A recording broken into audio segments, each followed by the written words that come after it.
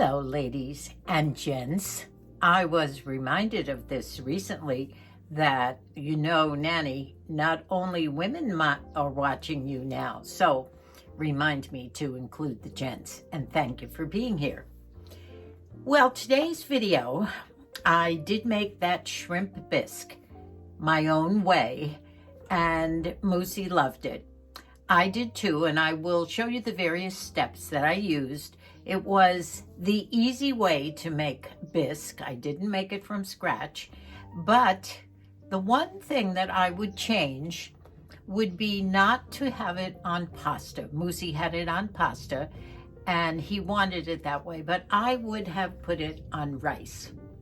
I think that's more traditional for the rice. Actually, you mix the rice in to thicken the bisque. So that's my only change, but it was delicious. Another thing I want to share with you today is, look what's sitting next to me. Can you see the height of it now?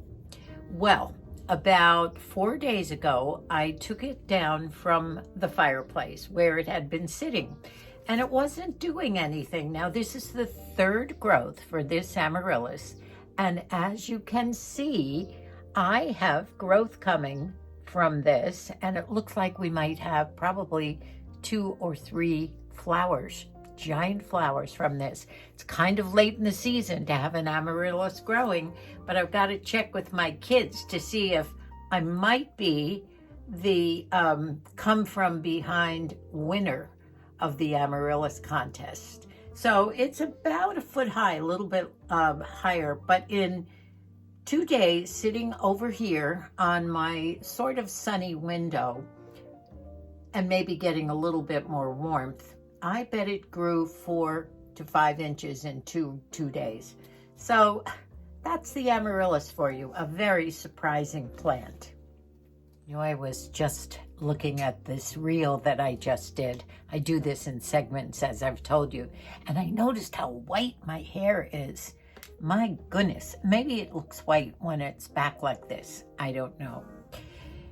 I want to tell you about a day that Moosie and I had yesterday and how the profound observations that I had. I just want to tell you my observations of a day that was spent at a hospital emergency room. As you know, Moosie's hip, his left hip, not the one that he had replaced 4 years ago or 3 years ago, but the left hip had been giving him some acute pain. He did have a fall the day of the dumpster dive, if you remember, and other than black and blue on the left side and some pretty painful bruising, we didn't think anything was wrong. But pain had started up again, so we decided that we would have it checked out with the doctor. Well, we called our local, our regular GP, and it's the first appointment we could get would be March 31st. So, well, we decided to rule that out, and then decided that maybe yesterday morning, which was Friday, we would just make a trip over and maybe get some x-rays and see what the problem was. Well, we got there, I guess, about 10 o'clock, and it was fairly busy at that point, but not too. And the usual drill is that you check in and then you go sit in the waiting room, which we did. And then very shortly they come, they get you, and they take you in and do a triage, which is basically just taking your vitals. And that's about it. No blood work or anything, just vitals. And then you're told to go back out and sit again. Well, by this time it was getting pretty heavily crowded. It was a large waiting room. And there were people there with various ailments of all sorts. Now, I personally, and I can't believe this, in my lifetime, have never personally been ill with anything or broken any bone or anything that I can remember. I did break a couple of bones in my early 4th, 5th year or something, but I don't remember that. But I've accompanied, as a mother of 6 children, I have accompanied children to an emergency room, waiting room, with various things from broken bones, and a lot of those, to appendicitis, to other infections and illnesses over the years. Obviously, with 6 kids, you would expect that. And then, of course, with Moose, who has had various things, and some of them with the paramedics off in the middle of the night. And I didn't have to sit in a waiting room for some of those because those were acute. And as I sat there observing, we were there several hours, and finally did get in and get x-rays. And I'll just tell you our outcome before I tell you my observations. They took Moosie's x-ray of his left hip, and they did the x-rays of the other hip too. And there are no broken bones, so we know that. But there is acute screaming pain when he puts some weight on it from time to time. Not always, but it seems to be increasing. So we were advised to go through the system again, and we will start with the orthopedic guy and go from there. So that's our story. As Moose and I sat there, Moose was in a wheelchair. They always put you in a wheelchair. And I was just in a normal chair. You couldn't help but look around at the people around you. And I suppose there was just about everything you could imagine for the first hour or two, from a possible broken bone, a woman alone with a laceration perhaps on her finger, a few people, a young fellow with his mother, an elderly woman who seemed to perhaps have some mental problems, someone else, a gal who was sick to her stomach the whole time basically, and had 2 or 3 or 4 of her brothers or sisters there. Maybe it was a drug overdose or something. And an older gentleman, a couple of older people, quite a few older people with what you couldn't figure out what it was, but it was obviously people in pain, any different kinds of pain. And I thought to myself, a lot of you, especially ladies who are alone, have to do this on your own.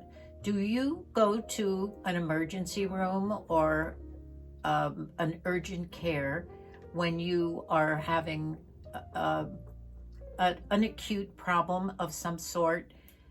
Or can you get right in to see your doctor? I know the healthcare system is loaded, just overloaded at this point, but in my observations, I did witness some unusual situations on both sides, not only with patients coming in, but with doctors, nurses, security guards, aides, PAs, an amazing array of people who dealt with these people. I wouldn't say dealt with them. In some cases they did. And it was credit to the health system, except for the long waits. Now, certain people, we could handle that. Moose was fairly comfortable, but after a while, sitting in a chair is not something he's comfortable with. But there were other people who you realized needed to be seen right away. Well, by 1 o'clock in the afternoon, it was pretty crowded. By that time, Moose had been brought in, and we were waiting inside for the x-rays. But then he went in on his own for the x-rays, and I was back out in the waiting room again. At that point, a very interesting trio of people came in. 2 people in a wheelchair and 1 woman who was trying to handle both of them. Obviously, they were her parents. He was 90 because he kept shouting it. And the poor woman obviously was distraught. trying to register them both in wheelchairs. He kept getting up from his wheelchair, shouting and screaming at her, shouting and screaming at his poor wife who was in a wheelchair. He kept pointing to his heart that he wanted it. Now, he was a lot of the time not speaking English, but then he would speak English. The security guards, couple of really nice gentlemen who had been interacting with other people, calming them down before that. I never realized that they had such a large role in an emergency room. And they would try and get the man. One time he wanted to walk out, and the daughter, who herself was in her 50s or 60s, she just was beside herself. But I thought they were so gentle with this man who was shouting and upsetting a lot of people. And they eventually would get him to sit down, but he kept changing his seat. Now he could hardly walk. He would get up out of the wheelchair. The minute they saw him, they'd go and try and get him. Meanwhile, the wife had a plastic bag, and she tried to appease him with food or a drink or something. And it just was a study in the different personalities of people, how they handled their health situations. And as I looked around the room, you could see how other people were affected by this one person too. Well, by the mid-afternoon, when we were dismissed, basically, or discharged, I guess you would say, with some pain medication and referrals back to the system of going through your GP and then the orthopedic, etc. We were exhausted coming home in the car, and after stopping for our Der Wiener Schnitzel hot dogs that we love, we came home and jumped into bed, mentally, emotionally, physically exhausted. And I just couldn't get over my thoughts on that experience of probably close to 5 hours that we were there, especially as I observed people. And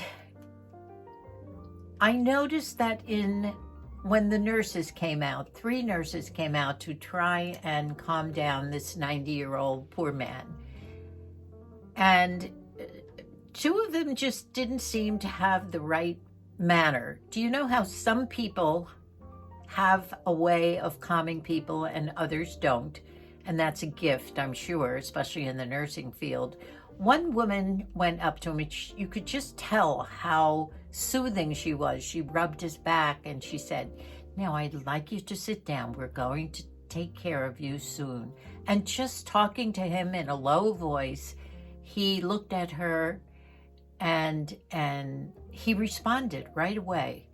So I noticed that when we were beyond the doors, out of the waiting room, in the main area, which was so crowded with patients on gurneys and all sorts of doctors and nurses running around, and most of the beds were filled.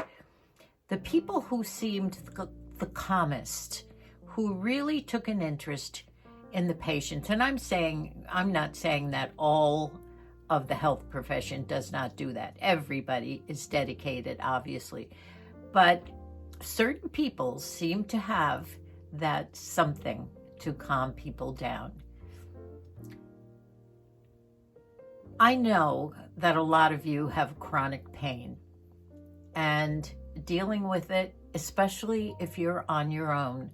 Many people were there all by themselves. One woman who had her little box in her lap alone, an older woman, and she had oxygen connected to that. She was all alone. So many of these people deal with health problems all by yourselves. A lot of you deal with health problems all by yourselves, and I commend you. You have to be so brave. I came away from there feeling very grateful and appreciative of everyone trying to help everyone else.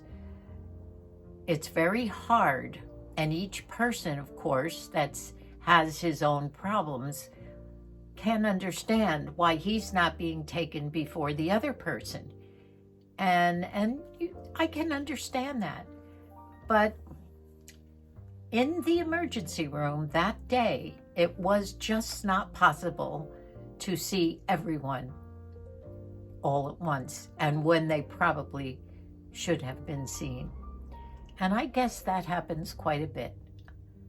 So my heart goes out to all of you who have had these episodes and problems, and I appreciate all the doctors, the nurses, the security guards, everyone who tried to help this. And I just, God bless all of you. It was an amazing day. Moosie and I slept until 9 o'clock that night. We woke up and Moose said, well, I guess it's a Netflix night for a while. And yes, it was. I think we watched movies and series until 1 or 2 in the morning. But it was a crazy day, and I just kind of wanted to give you my impressions and observations of a day, a very busy day in an emergency room of a hospital. So here's the steps for putting the shrimp bisque together. I think you should try it. I know you'll enjoy it, but do it on rice, not pasta. Here's my holy trinity for my shrimp bisque, the easy way, the Nanny way, with chopped up celery, some sweet white onions with a little green onion, and thyme from my garden, which I will chop up. The first thing we're going to do is to put all this in the frying pan and saute it with quite a bit of butter. There's oil in the pan as well. I have the shrimp sort of sitting in some paprika and a little bit of Creole seasoning to give it a spice. We are going to add sour cream to my secret lobster bisque that I buy at Walmart or Trader Joe's, wherever, and I doll it up, as I like to say. My spices. My shrimp this time is pre-cooked, so I'm not going to let it sit in the mixture too awfully long. Normally I would buy it, some of them are real nice and chunky. It's pretty nice, and I like to go for the chunky shrimp. I will put it into the sauce near the end so it doesn't cook too much.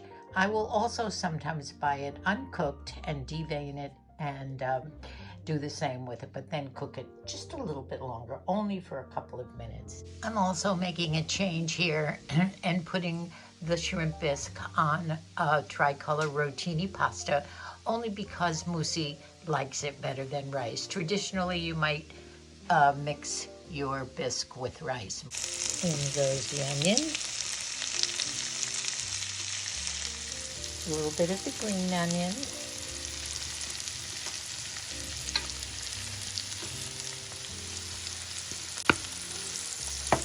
now we put the bisque in, pre-mixed. It's actually lobster bisque. I couldn't find shrimp, but it's all the same. Now I just mix this around. You know, traditionally you would add heavy cream, but in my case, number one, I don't have heavy cream today, so I am adding some sour cream. This will give it a little bit of body. It won't really change the taste any, it'll just help to make it a little creamier. I'm going to stir that in, and then I'm going to put a little bit of some fire roasted tomatoes in here. Now this is Nanny's version, you have to remember. This isn't your traditional bisque, and it's also a very short way of doing it. I didn't really want to do it from scratch. As you said, you love my recipes because they're easy and quick. Now this is where you might digress a little bit from the recipe. Traditionally, a bisque would have tomato paste in it. I'm adding the fire roasted tomato, and I'm making it probably a little chunkier than a bisque might be. Normally you would do your immersion blender at this point and make it nice and smooth. About a teaspoon of paprika right here, and about a teaspoon of some Creole Cajun seasoning. And this should give it a further kick and help with the color as well. Now, as you can see, the Creole Cajun seasoning is taking a bit of the red away. I thought maybe the paprika would make it redder, but that's okay.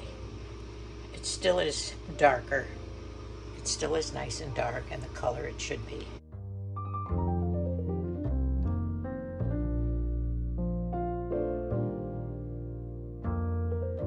I'll let those sit for a while, put the cover on, and then just turn it off until the pasta is ready.